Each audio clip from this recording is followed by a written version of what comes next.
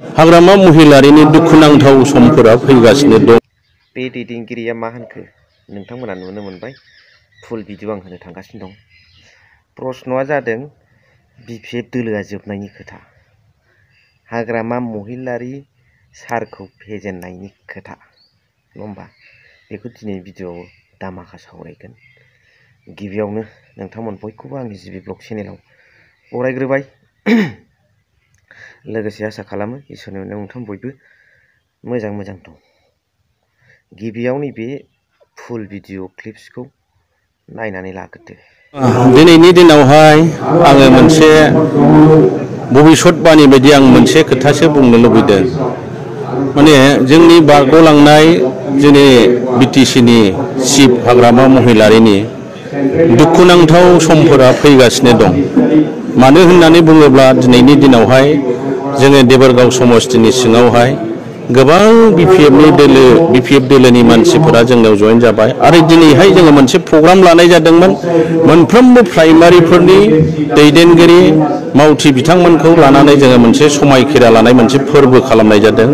बेयाव जोङो नुनो मोनदों देबोरगाव ब्लकनि सिङाव थानाय गोबां जोंनि सापर्टार आरो बुथ कमिटिनि दैदेनगिरि मेम्बार आरो प्राइमारिनि दैदेनगिरि बिथांमोनहा रंजा बाजायै लैहोर फैनानै बिथांमोनहा बाहागो लाफैदों आरो दिनै समायखिरा लादों। बेखौ नुयोब्ला जोंनि गोसोआ रंजाखांदों आरो जोङो मोनसे बुंनो हायो, आं दहाय बुंनाया बेनो, हाग्रामा महिलारिनि दुखुनांथाव समफोरा फैगासिनो दं होननायनि खार'ना बेनो। मानो होननानै बुंबा फैगौ समाव बिथांजों थाफाग्रा बिथांनि मावफाग्रा लोगोफ्रा सासेबो थानाय नङा। आरो बिनि दुखुनांथाव समा मानो सफैदों होननानै बुङोब्ला दिनै देबोरगाव समस्तिनि सिङाव जोङो गिदिंनानै नुबाय बिथांखौ मोजां मोनग्रा बिथांनि मानसिफ्रा रावबो गैलिया। मानोना गासैबो जोंनि दोलोआव जयेन जाफैबाय आरो बिथांखौ जायफोरा भट होनानै देरहाहोदोंमोन बिथांमोनहाबो फारि गुगाबोगासिनो दं। मानो गुगाहोबोदों? दिनैहाय रायजो राजाया बिथांनि सायाव फोथायनाय दंमोन, मोजां मोननाय दंमोन, सेम्पिटि दंमोन। बेखौ लानानै बिथांखौ जोङो भट होनानै जोंनि रायजो राजाफ्रा देरहाहोदोंमोन। नाथाय जोङो नुनो मोनबाय बे 4 बोसोर समावहाय बियो रायजो राजानि गांनाय उखैनाय, रायजो राजानि अभाब अभिजोगखौ लानानै बियो बिटिसि एसेम्ब्लियाव सानसेबो नुजाहैयाखिसै। बे नुजाहैनानै जोंनि रायजो राजानि गांनाय उखैनायखौ बिथाङा रायथिहैयाखिसै। जोंनि ओनसोलनि गासैबो नांगौफोरखौ बिथाङा बुंथिहैयाखिसै। बेनिखायनो रायजो राजाफ्रा दिनै बुजिनो हाबाय जे देबोरगाव समस्तियाव हाग्रामाखौ फेजेननांगौ होननानै रायजो राजाफ्रा मोनसे डिसिसन लाबाय। नाथाय आङो दिनैहाय देबोरगाव ब्लकनि प्रेसिडेन्ट जानानै आङो बेखौबो बुंनो लुबैदों, हाग्रामा महिलारि सारा जोंनि जाथिनिनो मोनसे बिटिसिनि सासे दैदेनगिरि आरो बिथाङा आन्दलनकारि हिसाबै बिथांनि जेननायखौ जोङो लुबैया। नाथाय जोङो लुबैयो देबोरगाव समस्तियाव बियो जेननांसिगौ। देबोरगाव समस्तियाव बियो देरहानाय नंला। बिथाङा माबा मोनसे मोजां समस्ति, मोजां जायगा नायनानै बिथाङा गेलेहैथोंसै। नांगौ जायोब्ला जोङो बिथांखौ देरहाहोनायनि खामानि मावफाहैगोन, जोङो हेफाजाब होगोन। बेबायदि जोङो थांखि लानाय जाबाय। ब्लक पार्टी हिसाबै माबायदि सापर्ट खालामगासिनो? दिनै ब्लक पार्टी जोंनि इउपिपिएल पार्टी हिसाबैथ' खोब स्ट्रं हिसाबै जोङो बुंनांगोन, स्ट्रंखौनो बुंनांगोन। जोङो जोंनि देबोरगाव ब्लकनि सिङाव थानाय जा 16टा प्राइमारि दङ आरो 335टा गामिफोर दङ। बे गामिफोर आरो प्राइमारिफ्राव आरो जोंहा 84टा बुथ कमिटिफोर दङ। बे बुथ कमिटिफ्रा स्ट्रंलि खामानि मावगासिनो दङ।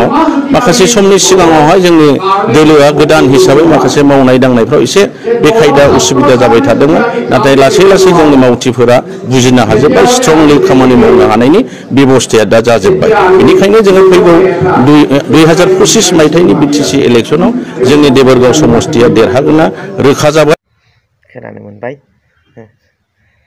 हाग्रामा महिलारि बिथाङा 17 बोसोराव जेबो मावाखै, रायजो राजाफोरनि थाखाय उन्नति खालामनो हायाखै, नङा होमबा?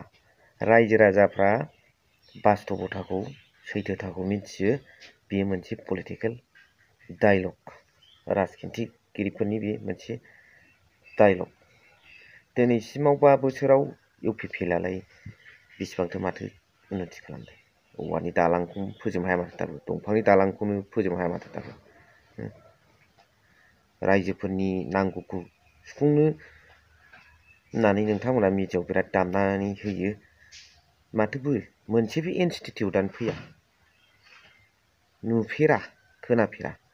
नाथाय दिनै नोंथांमोना नुनो मोनबाय, रायजो राजा नोंथांमोन, आंनि जिबि ब्लक फेमिलि नोंथांमोन, हाग्रामा महिलारि सारा जेबो मावाखैबा CITआ बोरै जाखो, इन्जिनियार कलेजआ बोरै जाखो, बै नामजादा दैजिं फेस्टिभेलनि हाग्रामा ब्रिजआ बोरै जाखो, जाय एपइन्टमेन्ट लेटार्सखौ प्रमद बर' सारा गावनि आखाइजों रानो, कालचारेल कमप्लेक्स, बड'फा कालचारेल कमप्लेक्स क'क्राझाराव गौरां दैसा सेराव, बे बोरै जाखो बेखौ रायजो राजाफ्रा बुजिखागौ नामा? बिदि बासन भेलुलेस ओंथि गैयै बासनखौ होनायनिफ्राय होयैआनो साबसिन। मावनानै देखाय, रायजोफोरजों अनजागोन, अनसायजागोन।